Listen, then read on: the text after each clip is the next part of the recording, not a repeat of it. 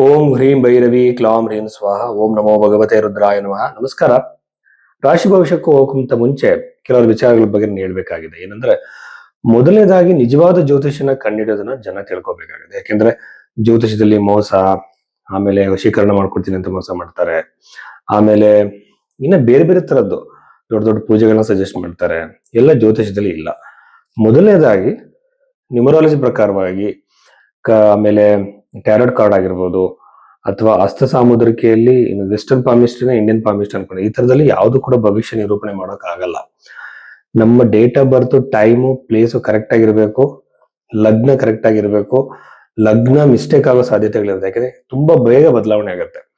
ಇದನ್ನ ಕಂಡುಹಿಡಬೇಕು ಅಂದ್ರೆ ನಿಮ್ಮ ಜೀವನದಲ್ಲಿ ಹಿಂದೆ ನಡೆದಿರೋ ಘಟನೆಗಳನ್ನ ಆತ ಹೇಳ್ಬೇಕು.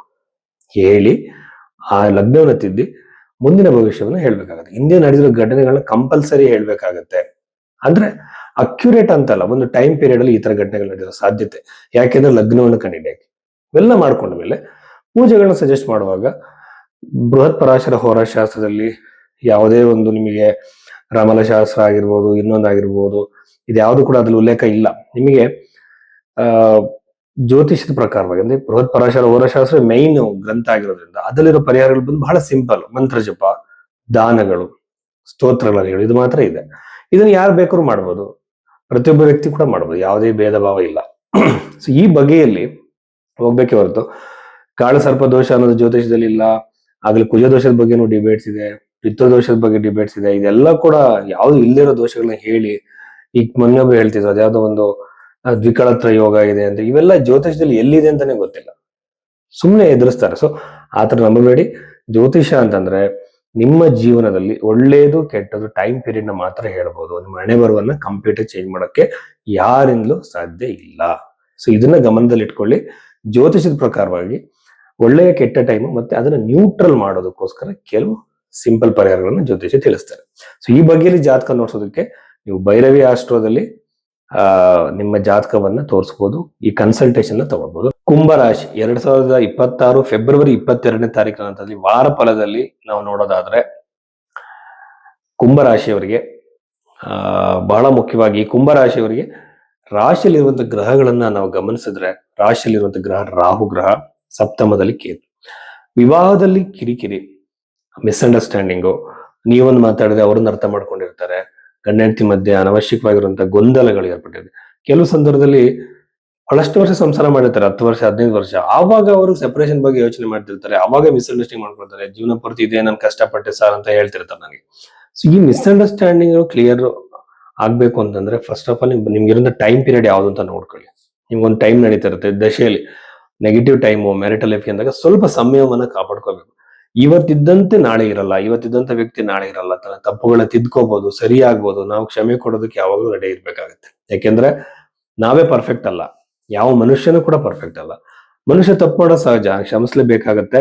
ಈ ಬಗೆಯಲ್ಲಿ ಯೋಚನೆ ಮಾಡಿ ಮ್ಯಾರಿಟಲ್ ಡಿಸ್ಪ್ಯೂಟ್ ನ ಸರಿ ಮಾಡ್ಕೊಳ್ಳಿ. ಕೋರ್ಟ್ ಮೆಟ್ಲ್ ಇರೋದ್ರಿಂದಾಗ್ಲಿ ಅನವಶ್ಯಕವಾಗಿ ನಿಮಗೆ ಸಮಯ ವ್ಯರ್ಥ ಆಗುತ್ತೆ ಹೊರತು ಯಾವುದೇ ಅನುಕೂಲ ಆಗಲ್ಲ. ಸೊ ಈ ಸಮಯವನ್ನ ಕಾಪಾಡ್ಕೊಳ್ಳಿ.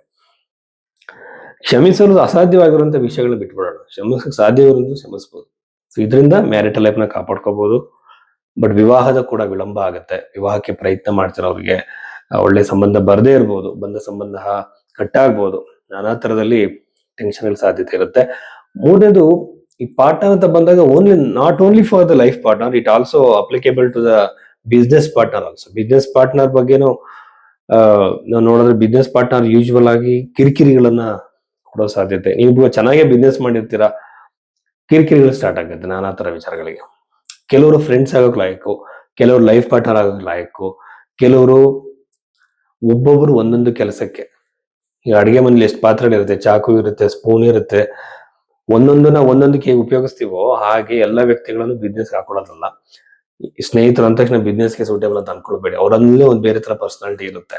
ಅವ್ರವ್ರನ್ನ ಅಲ್ಲಲ್ಲಿ ಆಯಾ ಸ್ಥಳಕ್ಕೆ ಸೀಮಿತ ಮಾಡಬೇಕು. ಇದು ಬುದ್ಧಿವಂತರ ಲಕ್ಷಣ. ಇದನ್ನ ನೀವು ಮಾಡ್ಕೊಂಡಾಗ ಬಿಸ್ನೆಸ್ ಅಲ್ಲಿ ಸಕ್ಸಸ್ ನೋಡ್ತೀರಾ.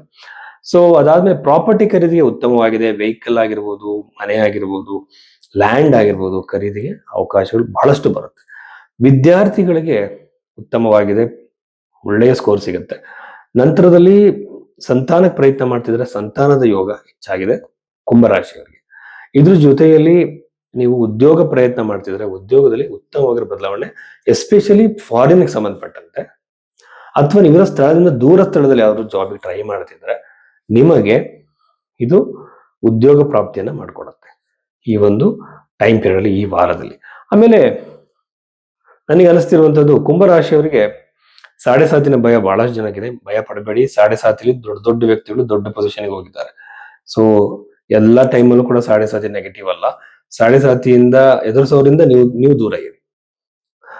ಆಮೇಲೆ ನೀವು ಹನುಮನ್ ಚಾಲೀಸ್ನ ಹೇಳಿದ್ರೆ ಸಾಕು. ಎಗೇನ್ ನಾನು ರಿಪೀಟ್ ಮಾಡ್ತೀನಿ, ಏನಂದ್ರೆ ಸಾಡೆ ಸಾತಿ ನಿಮ್ಗೆ ತೊಂದರೆ ಕೊಡಬೇಕು ಅಂದ್ರೆ ಅವಯೋಗಿ ಆಗಿರ್ಬೇಕು ಶನಿ ಲಗ್ನದಿಂದ.